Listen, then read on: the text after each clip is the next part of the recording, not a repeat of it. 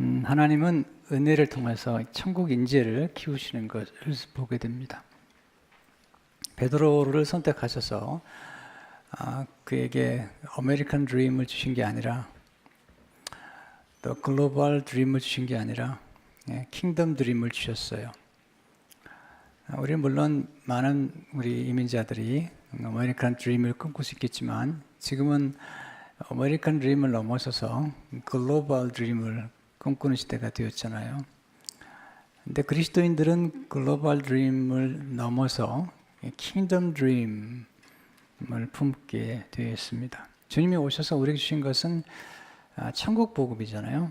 마태복음 4장 23절을 보게 되면 예수께서 온 갈릴리에 돌아다니사 그들의 회당에서 가르치며 천국 복음을 전파하시며 제자들에게 이 천국 복음을 가르치고 그들을 아주 탁월한 천국 인재로 키우셨어요. 그리고 그들을 보내서 그 천국의 대사로서 그리스도의 대사로서 그들로 하여금 하나님의 나라의 복음을 전하도록 사명을 맡기신 것이죠. 베드로 사도가 쓴 편지를 보게 되면 그가 쓴 편지는 그 당시 흩어져 있던 나그네들에게 보낸 편지죠. 베드로서 1장 1절을 보게 되면 예수 그리스도의 사도 베드로는 본도, 갈라디아, 갑바도기아, 아시아와 비누니아에 흩어진 나그네라고 얘기하고 있죠. 이 흩어졌다는 말이 굉장히 중요합니다. 특별히 이민자들은 이 단어를 잘 이해해야만이 이민자의 정체성을 알 수 있겠죠. 여기서 흩어진이라는 단어, 헬라어 단어는 디아스포라입니다. 이 디아스포라라는 뜻은 뿌려진 것을 의미해요. 하나님의 특별한 목적을 가지고 흩으셔서 버려진 것이 아니라 흩어진 것이며 흩어진 씨앗처럼 나그네 된 땅에서 심겨진 것입니다. 하나님의 나라를 선포하고 확장하기 위해서 심겨진 것입니다. 우린 디아스포라잖아요. 우리 모두는 나그네라고 볼 수 있습니다. 근데 그냥 나그네가 아니죠. 우리는 하나님의 나라에 보내심 받은 그리스도의 대사로서 살아가는 것입니다. 여러분 아무나 대사가 되는 건 아니잖아요. 또 대사라고 하면 그 보낸 나라나 그 대통령이나 왕을 대신해서 그 품격과 그 나라의 놀라운 독성과 풍요로움과 은혜를 대표하는 거잖아요. 그런 면에서 베드로는 흩어진 나그네들에게 마지막 그의 생에 고면하는 거죠. 성장하라는 거죠. 천국 인재로 그리스도의 대사로 계속 성장하도록 고면하면서 오늘 이제 마지막 베드로 생의 마지막 공부를 하면서 그의 마지막 유언처럼 남긴 말, 그 말을 좀 나누려고 합니다. 첫째로 오직 구주 예수 그리스도의 은혜 안에서 성장하라고 권면하고 있습니다. 오직이라는 단어가 굉장히 중요한 단어죠. 특별히 종교개혁 고백주년을 맞이해서 오직이라는 단어, 솔라, 오직 성경, 오직 은혜, 오직 믿음, 오직 그리스도, 오직 그리스도의 영광을 위하여. 이 오직이라는 단어는 굉장히 중요한 단어죠. 근데 베드로가 오늘 우리가 성장하려고 할 때에 오직 그리스도의 은혜 안에 성장하라고 권면하고 있습니다. 근데 이 말은 베드로가 남긴 베드로후서 마지막 서신의 마지막 남긴 말이죠. 근데 여기서 이 말씀을 헬라어로 보니까 이 헬라어의 시작의 첫 번째 단어는 자라가라라는 단어예요. 자라가라. 그러니까 그 그리스도의 대사들에게 너희가 자라가야 된다. 자라가라는 말의 헬라어로 보니까 아욱사노인데요. 성장하다, 자라다, 커지다, 점점 위대해지다, become greater, 증거하다, 또 내적으로 성장하다는 뜻을 가지고 있습니다. 베드로는 예수를 만난 후에 계속 성장했죠.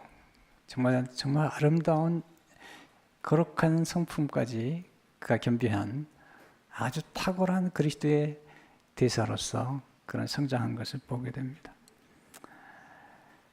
여러분, 베드로가 성장했기 때문에 본인이 성장하는 까닭에 성장에 대해서 얘기할 뿐만 아니라 성장의 원리들을 우리에게 제시해주고 있는 것을 보게 됩니다. 하나님이 우리를 이 땅에 보내셨을 때 우리 인간 안에는 성장 본능이라는 게 있습니다. 우리 안에 있는 하나님이 내재해 주신 그런 DNA, 그 본능 속에는 성장할 때 기뻐하는, 또 성장을 추구하도록 우리를 만들어 주셨어요. 인간의 행복이 여러 가지 있지만 그 중에 놀라운 행복 중 하나는 우리가 성장하는 거죠. 그리고 성장하는 것을 바라보는 거죠. 우리가 자녀를 키울 때 가장 큰 기쁨이 뭐죠? 성장하고 있다는 거죠. 우리가 선생이 되어서 학생들을 키울 때 가장 큰 기쁨이 뭘까요? 성장하는 것을 바라보는 거죠. 우리 딸 둘이 이제 많이 성장했어요. 어제 어린애 같았는데 이제 벌써 둘 다 결혼을 했고요. 이번에 엄마가 아프니까 토요일마다 집에 와서 잠을 자요. 그리고 아침에 이제 제가 주일날 일찍 일어나기 때문에 일찍 일어난 저를 위해서 음식을 준비해 줘요. 오늘 아침에도 엄마와 함께 자고 그리고 아침에 음식을 준비해 주는데 제가 참 기뻤어요. 많이 컸구나. 엄마에게서 자랐는데 이제 엄마가 되고 또 엄마를 돌보는 그런 성숙한 자녀가 되었다는 것이 큰 기쁨이었습니다. 근데 베드로가 오늘 우리가 정말 놀랍게 성장하려면 은혜가 필요하다는 거죠. 은혜가. 그러니까 은혜를 알고 또 은혜를 받고 또 은혜 안에 성장하고 그리고 은혜를 나누는 데까지 가야지 성장하는 거죠. 이 은혜라는 단어를 좀 이해할 필요가 있습니다. 제가 좀 헬라어를 쓰더라도 양해해 주시면 좋겠는데 그 이유가 뭐냐면 성경을 좀 깊이 이해할 때는 그 성경에 쓰여진 그 언어를 이해하게 되면 도움이 되죠. 은혜라는 영어 단어는 grace죠. 많은 분들이 이름을 가지고 있죠. 헬라어로는 카리스입니다. 카리스입니다. 우리 함께 동행했던 서기훈 목사님 딸 이름이 캐리스인데 그게 그냥 영어가 아니고요. 헬라어를 영어로 만든 거죠. 헬라어로 은혜 즉 카리스는 전혀 받을 자격이 없는 주인에게 하나님의 값없이 베푸시는 호의를 의미하죠. 이게 복음이죠. 오늘 은혜에 대해서 좀 우리가 몇 가지 깊이 이해하면 좋겠습니다. 우리 교회 다니면서 은혜를 많이 얘기하고 또 은혜에 대해서 많이 나누지만 은혜에 대한 정확한 뜻을 잘 모를 때가 있잖아요. 자, 첫 번째로 은혜란 전혀 받을 자격이 없는 주인에게 값없이 베푸시는 하나님의 호의죠. 값없이 거저 주시는 거예요. 내가 노력하는 게 아닙니다. 이게 은혜죠. 내가 노력한 거라면 그건 당연히 받을 만한 자격이 있겠죠. 우리는 노력한 게 아닌데 거저 주시는 거죠. 에베소 1장 6절을 보면 이는 그가 사랑하신 자 안에서 우리에게 거저 주시는 바 그 은혜의 영광을 찬송하게 하려는 것이라 거저 주셨다는 거예요. freely 거저 주셨어요. 그게 영광스러운 거죠. 우리가 받은 구원도 우리가 노력한 게 아무것도 없어요. 다 하나님이 시작하셨고 하나님이 이루시고 우리에게는 선물을 주신 거죠. 에베소 2장 8절 9절을 보게 되면 너희는 그 은혜에 의하여 믿음으로 말미암아 구원을 받았으니 오직 은혜 오직 믿음으로 구원을 받았으니 이것은 너희에게서 난 것이 아니요 하나님의 선물이라 행위에서 난 것이 아니니 이는 누구든지 자랑하지 못하게 함이라. 선물이란 우리가 노력하거나 우리 애쓰고 쓰는 게 아니잖아요. 베푸는 사람의 호의에 의해서 그냥 기프트로 주는 거죠. freely 주는 거죠. 아무런 보답을 요구하지 않고 그냥 주는 거죠. 우리가 이제 교회 와서 복음이라는 얘기를 듣잖아요. 복음을 믿으세요. good news라는 거죠. good news. 좋은 소식이죠. 좋은 소식이 뭐죠? 네. 우리가 한 게 아무것도 없어요. 하나님이 다 하신 거라는 거예요. 예수님께서 십자가에서 우리를 위해서 대신 죄를 담당하시고 피를 흘리시고 우리를 구원하신 거죠. 그리고 하나님의 자녀가 되게 하시고 성령을 보내주시고 그런데 모두 프리예요. 우리가 한 게 아무것도 없어요. 가끔 제 가슴을 너무 아프게 하는 이런 얘기를 가끔 들어요. 교회 20년, 30년, 심지어는 40년을 다닌 분이 저를 찾아와서 목사님 저 이렇게 살아서 구원 받겠어요? 근데 못 받죠. 그렇게 살아서 못 받죠. 네. 우리가 그렇게 살아서 구원받는 게 아니죠. 만약에 우리가 그렇게 살아서 구원받는다고 생각한다면 그건 어려운 거죠. 그게 아니고 우리가 어떻게 사느냐하고 상관이 없어요. 구원이라는 것은 하나님의 아들이 어떻게 사신다는 거예요. It's not about us. 우리에 관한 게 아니고요. But Christ. 그리스도께서 무엇을 행하신다는 거죠. 그게 굿뉴스예요. 내가 행한 게 아닙니다. 내가 노력한 게 아니에요. 어떤 분은 내가 헌금을 많이 하면 구원을 받겠다. 그런 게 아니라니까요. 굿뉴스는 뭐냐면 내가 한 게 아무것도 없는데 누군가가 대신 나를 위해서 십자가에 들어가시고 나의 모든 죄를 대신 담당하시고 그리고 우리의 저주와 심판과 정죄를 대신 담당하시고 우리에게는 값없이 구원을 주셨는데 이 구원의 이 영광스러움과 스펙트럼이 얼마나 놀라운지 하나님의 자녀가 되게 하시고 하나님의 나라를 유업으로 얻게 하셨다는 거죠. 선물로 주신 거죠. 이게 이제 요즘 지성인들에게는 좀 이해가 안 되는 거죠. 내가 뭔가 노력을 해야지. 여러분, 내가 노력한 거라면 그건 더 이상 굿뉴스가 아니라니까요. 내가 노력한 거라면 은혜가 아니라니까요. 내가 아무것도 한 게 없어요. 여기서 이제 두 번째 우리가 알아야 할 하나님이 우리에게 은혜로 주신 것을 깨달을 때 성장하는 거죠. 은혜로 주신 것을 깨달을 때 성장할 뿐 아니라 우리가 성장할 때 또 깨닫게 되죠. 이게 역설적이죠. 고린도서 1장 10절을 보게 되면 이 복음이 이미 너에게 이름에 너에게 이 은혜의 복음이 이미 있습니다. 너희가 듣고 참으로 하나님의 은혜를 깨달은 날부터 너희 중에서 같이 또한 온 천하에서도 열매를 맺어 자라는도다. 은혜가 이미 있어요. 근데 어느 날 깨달은 거죠. 여러분도 교회 생활을 20년, 30년 하신 분들 계시겠는데요. 그런 분들이 이제 가끔 어느 날 은혜를 받고 이렇게 얘기해요. 목사님, 은혜를 내가 깨달았습니다. 맞죠? 은혜를 깨달아야지 거기서 놀라운 성장을 경험하는 거죠. 여러분, 우리가 부모님께 받은 은혜가 큽니까? 작습니까? 크죠. 근데 문제는요, 우리가 감사하지 않아요. 그리고 오래 되들어요. 부모님한테. 여러분, 은혜라는 이런 거잖아요. 값없이 주신 거죠. 우리가 부모님의 자녀가 되었다는 것 때문에 우리를 키워주시고 먹여주시고 학교 보내주시고 결혼할 때도 도와주시고 다 은혜로 주신 거예요. freely 주신 거죠. 내 은혜에 감사하기보다는 때로는 부모님에 대해서 때로 거역하는 것도 보게 되잖아요. 그럼 언제 깨닫냐면 자녀를 낳아서 본인이 결혼해가 자녀를 낳아서 키우면서 깨닫는 거죠. 아, 우리 어머니 은혜가 이런 거구나. 우리 아버지 은혜가 이런 거구나. 깨닫는 거죠. 그때 성장하는 거죠. 그러니까 은혜라는 것은 내가 받았다는 것도 중요하지만 받은 것을 받았다고 알아야 되고 깨달아야 되고 그리고 그 은혜를 내가 감사하고 기뻐할 때 그리고 이제 성장해서 내가 받은 은혜를 이제 나눌 정도가 되면 그게 이제 우리가 성장한 거죠. 세 번째, 은혜를 깨달을 때 그 은혜에 감사하며 그 혜택을 누릴 수가 있는 거죠. 은혜라는 말은 다른 말로 표현하면 베네핏이에요. 혜택을 누리는 거예요. 뭐 직장에 가면 우리가 물어보잖아요. 베네핏이 뭐가 있냐고 물어보는데 직장에 들어갔다는 것 자체가 누리는 베네핏이 있죠. 하나님의 자녀가 되었다는 것 자체가 누리는 베네핏이 있죠. 예수 그리스도의 제자가 되었다는 것 자체가 누리는 베네핏이 있죠.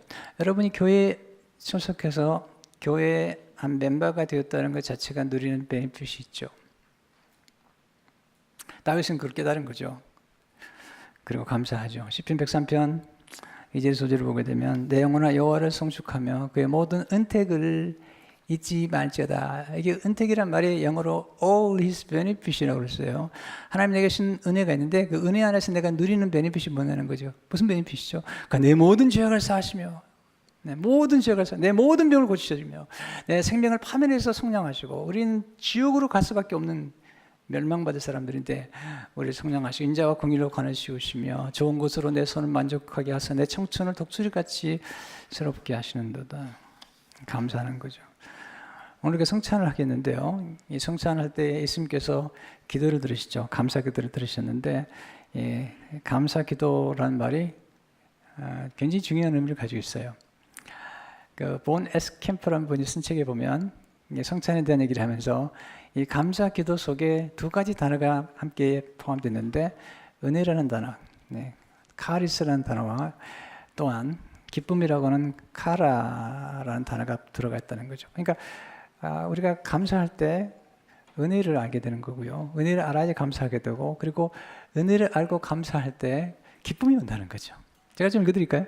또 떡을 가져 감사기도 하시고 떼어 그들에게 주시며 이 말씀 가지고 묵상했던 거죠. 이 자매님이 수년 전에 이 구절을 깊이 묵상하며 감사기도가 원어로 유카리스테오임을 처음 알았다. 유카리스테오의 어원은 은혜를 뜻하는 카리스. 보세요. 이 단어 속에 유카리스테오 안에 카리스가 들어있잖아요. 카리스이다.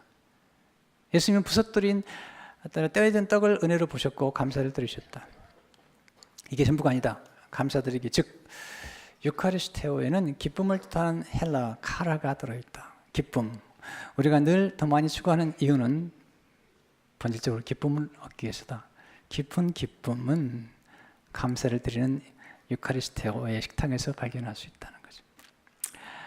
우리가 감사할 때 내가 은혜를 깨달아야 감사하는 거지. 부모님께 감사하잖아요. 부모님 감사합니다.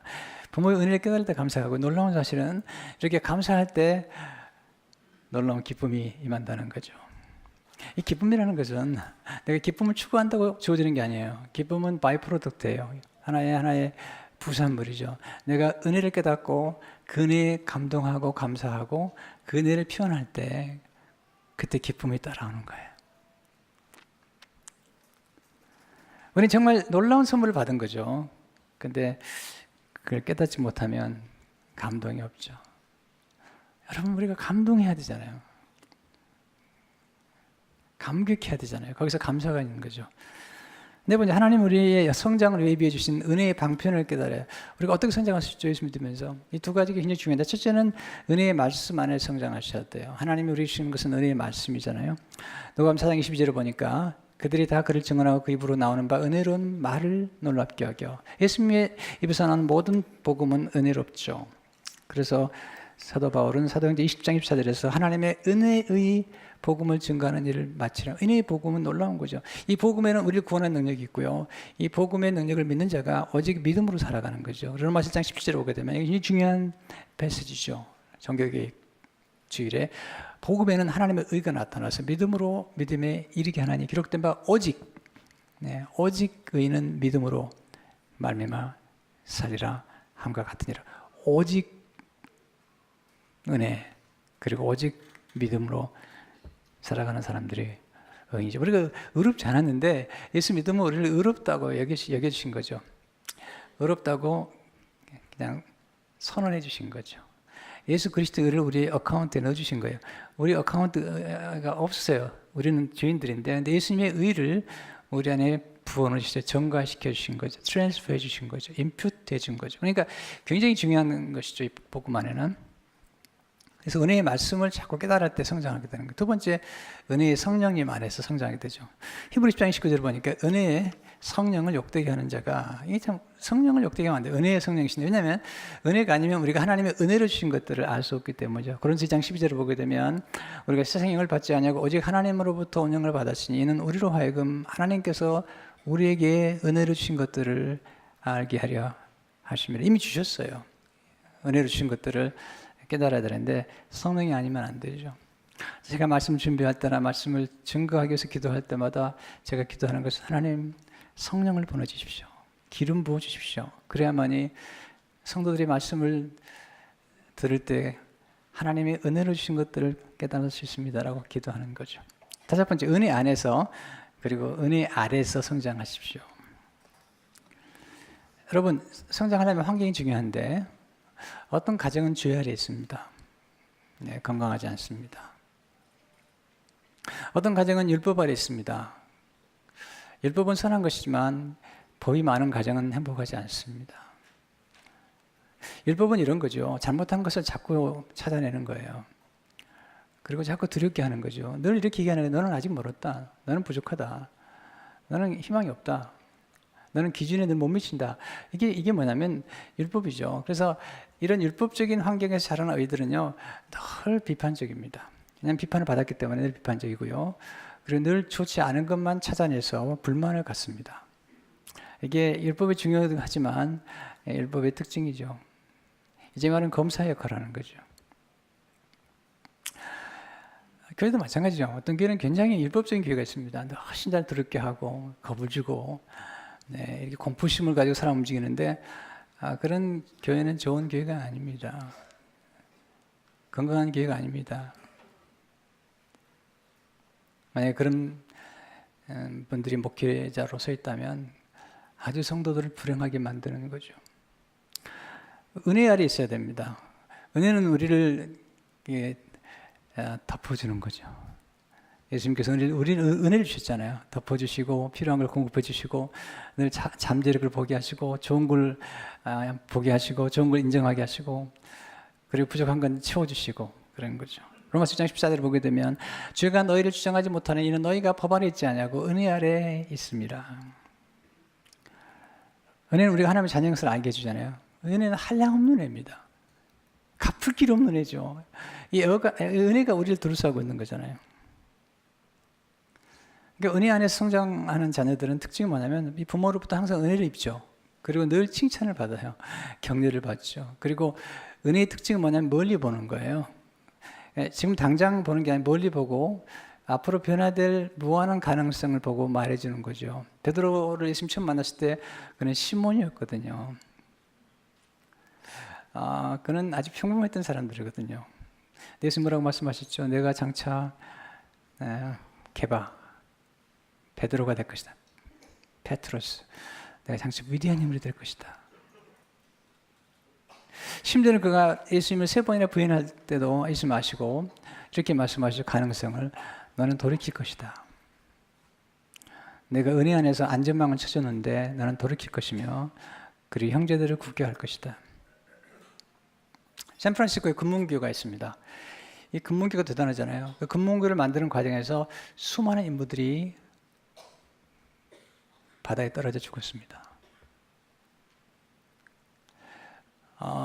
심각해진 공사장에서 이제 연구하기 시작했습니다. 그리고 만드는 게 뭐냐면 금문고의 공사장 아래다가 그물을 친 겁니다. 만약에 떨어져도 안전해서 그물을 쳤는데 놀라운 사실은 그물을 치고 난 다음에는 떨어져 죽는 사람이 거의 없었다는 겁니다. 이런 그물이 은혜입니다. 예수 그리스도께서 이미 우리의 과거의 죄와 우리의 지금의 죄와 앞으로 지을 죄까지 다 용서해 주시는 그 은혜망을 쳐놓기 때문에 우리는 안전합니다. 그 안에서 성장하는 것입니다. 실패할 수 있습니다. 실수할 수 있습니다. 넘어지지만 이 은혜는 우리를 다시 일으켜 세우는 것입니다. 그리고 우리를 끝까지 하나님의 자녀로 세우시는 것이죠. 그런 까닭에 우리는 은혜의 보좌 앞에 늘 나가서 우리가 부족할 때마다 도움을 받아야 되죠. 히브리서 4장 10절을 보게 되면 그럼 우리는 긍휼하심을 받고 때를 따라 돕는 은혜를 얻기 위하여 은혜의 보좌 앞에 담대히 나아갈 것이니라. 두 번째, 오직 예수 그리스도를 아는 지식 안에 성장하는 것입니다. 안다는 것은 경험하는 거죠. 오늘 3장 18절을 보게 되면 베드로후서 오직 우리 주 곧 구주 예수 그리스도의 은혜와 그를 아는 지식에서 자라가라. 영광이지 영원한 날까지 거기에 있을지어다. 우리는 누구를 만나면 알고 싶어 하잖아요. 여러분 교회 와서 예수 그리스도를 믿습니까? 네. 야, 아멘도 안 하십니다. 네, 아멘이 필요하죠. 여러분 예수님 믿습니까? 네. 또 하나 질문해. 예수를 아십니까? 네, 이게 중요한데 내가 얼마나 알아가느냐 중요해요. 근데 예수님 알아간다는 게 뭘까? 묵상을 많이 했는데요. 예수님 알아간다는 것은 예수님 안에 있는 것을 아는 것이죠. 예수님이 우리 안에 들어오셨는데 그 예수님 안에 있는 것이 무엇이길래 이 지그릇의 보배를 가졌다고 말하는 걸까?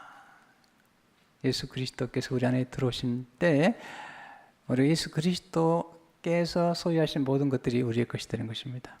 자, 두 사람이 만나서 결혼하게 되면 남편이 가진 모든 것들이 아내의 것이 됩니다. 곧 신랑의 것이 모두 신부의 것이 되는 것이죠. 똑같아요. 우리는 그리스도 신부죠. 그렇다면 신랑 대신 예수님과 결혼했다면 그분을 여기시면 그분의 모든 것이 우리의 것이 된 것입니다. 그분 안에는 뭐가 있죠? 첫째로 예수님 안에 은혜와 진리가 충만한 거죠. 요한복음 1장 14절에 보면 은혜와 진리가 충만하더라. 두 번째, 예수님 안에는 지혜와 지식의 모든 부가 충만한 거죠. 고린도서 3절을 보니까 그 안에는 지혜와 지식의 모든 부가 감추어있느니라. 세 번째 예수님 안에 영생이 있는 거죠. 요한에서 5장 11절 12절에 보면 아들 안에 영생이 있고 그랬어요. 예수 그리스도 영접하는 그 순간 하나님의 생명이 우리 안에 들어오는 것이죠. 네 번째 예수님 안에 하늘과 땅의 모든 권세가 있잖아요. 마태복음 18장 18절에 보면 하늘과 땅의 모든 권세를 하나님께서 예수님께 주셨고 그 권세를 우리에게 주신 거죠. 다섯 번째 예수님 안에 보배로운 피가 충만한 거죠. 여러분 이 신앙생활 하려면 이 예수 그리스도의 보혈이 얼마나 놀라운 걸 알아야 되는데 그걸 깨달은 거죠. 베드로가 보배로운 피죠. 우리 죄는 스스로 깨끗게 할 수 없어요. 마치 그리스도 들어오지만 물이 필요하고 세제가 필요한 것처럼 우리 인간이 들어오진 건 스스로가 깨끗한 것이 없어요. 여러분 더러운 건 불쾌해요. 그리고 더러워지면 쓰지 못해요. 그릇도 더러워지면 쓰지 못하기 때문에 씻어야 됩니다. 우리 영혼도 마찬가지죠. 우리 영혼이 얼룩진 것, 더러워진 것들은 오직 그리스도의 보혈로만이 가능한 거죠. 그래서 베드로서 1장 18절 19절에서 이렇게 얘기하잖아요. 너희가 알거니와 너희 조상이 물려준 헛된 행실에 대해서 권을 받은 것은 은이나 금같이 없어질 것이로 된 것이 아니요 오직 흠없고 점없는 어린 양 같은 그리스도의 보배로운 피로 된 것이니라. 그리고 베드로서 1장 2절에 보면 우리를 선택하신 은혜 가운데 하나는 곧 하나님 아버지의 미리 하심을 따라 성령의 거룩케 하심으로 순종함과 예수 그리스도의 핏뿌림을 얻기 위하여 택하심을 받은 자들에게 구약에 보면 모든 걸 피를 뿌리면 거룩해집니다. 저처럼 우리가 날마다 피를 뿌림을 받아서 늘 거룩해지고 유쾌해지는 거죠. 더러우면 불쾌하다니까요. 그리고 더러워지면 그 가치가 떨어져 버리는 거죠. 음식도 더러워지면 먹지 못합니다. 그릇도 더러워지면 쓰지 못해요. 우리 날마다 우린 그릇을 닦으면서 우리의 영혼은 근본적으로 예수님이 우리를 구원하심으로 우리를 대속하시지만 동시에 날마다 짓는 죄를 위해서 그리스도의 피가 날마다 뿌림받아야지 우리 정결케 되는 것이죠. 여러분 인간의 생명이 어디 있을까요? 성경은 피 있다고 그러잖아요. 레위기 17장 11절을 보게 되면 육체의 생명은 피에 있습니다. 내가 피를 너에게 주어 제단에 뿌려 너의 생명을 우위하여 속죄하게 하였느니 생명이 피에 있으므로 피가 죄를 속하느니라. 네. 그 피 안에 영생이 있는 것이죠. 여섯 번째 예수님 안에 생명수가 흘러넘치죠. 우리는 생명수가 필요하잖아요. 근데 에스겔서에 보게 되면 성전에서 생명수 흘러나가서 죽은 바다를 살려내고 시들어버린 나무를 해성시켜서 열매를 맺게 하고 그리고 만국을 치료하는 그런 잎사귀의 약재료가 되게 하잖아요. 생명수를 주시는 분은 그리스도밖에 없어요. 요한복음 4장 14절에서 내가 주는 물을 마시는 자는 영원히 목마르지 아니하리니 내가 주는 물은 그 속에서 영생하도록 솟아나는 샘물이 되리라. 일곱 번째 예수 이름 안에 놀라운 능력이 있죠. 그 이름을 부르는 자마다 구원을 받게 되고 예수 이름으로 병고침을 받는 거잖아요. 여덟 번째 예수 안에 있는 하나님의 풍성한 사랑이 흘러넘치는 거죠. 여러분 우리 살지만 사랑이 필요한데요. 우리 인간의 힘만 사랑만 가지고는 도저히 심지어는 사랑한다고 고백했던 아내와 남편까지도 사랑하지 못하잖아요.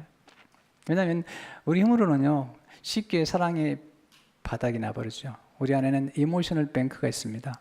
은행의 뱅크 안에 우리의 어카운트에 필요한 것들 넣는다면 우리 안에는 이모셔널 뱅크라는 게 있어요. 그래서 우리가 풍성해지려면 이 이모셔널 뱅크 안에가 사랑이 가득 차야 되는데 쉽게 고갈되거든요. 저는 끝없이 하나님의 사랑을 채워내야 되죠. 우리 인간은 노력까지 안 돼요. 어렵습니다. 그래서 늘 사랑을 예수 그리스도를 모시고 예수 그리스도와 연합되어 있는 순간에 예수 그리스도가 공급해주는 사랑을 늘 받게 돼요. 이게 예배죠. 이게 하나님과의 깊은 교제죠. 거기서 끝없는 사랑을 경험할 때 예수님의 한 분 하나로 만족하세요. 왜냐하면 예수 그리스도 안에 있는 지식과 지혜와 은혜와 그 사랑 속에 살아간다면 우리는 정말 풍성한 삶을 살 수 있는 거죠. 우리는 다만 그 놀라운 그 은혜 안에 있으면서도 은혜인지를 모르고 살아가는 거죠. 그리고 은혜를 받는 것과 누리는 건 달라요. 여러분이 가지고 있는 컴퓨터에 기능이 굉장히 많거든요. 그런 컴퓨터를 가지고 있는 것과 그것을 사용하는 것과는 너무 다르는 거죠.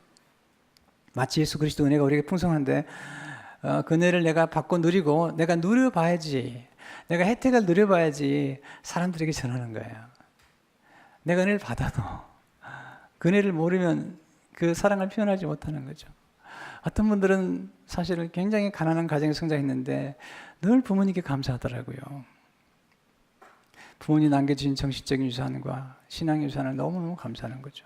어떤 분은 볼 때는 너무 부모가 잘해줬는데 늘 불만이 많아요. 이것은 깨달음의 문제죠.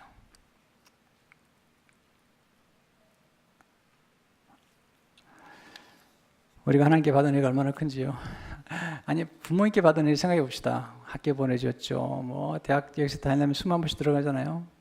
다 프릴리 도와주신 거죠. 물론 융자 받은 분도 계시지만 그냥 도와준 거죠.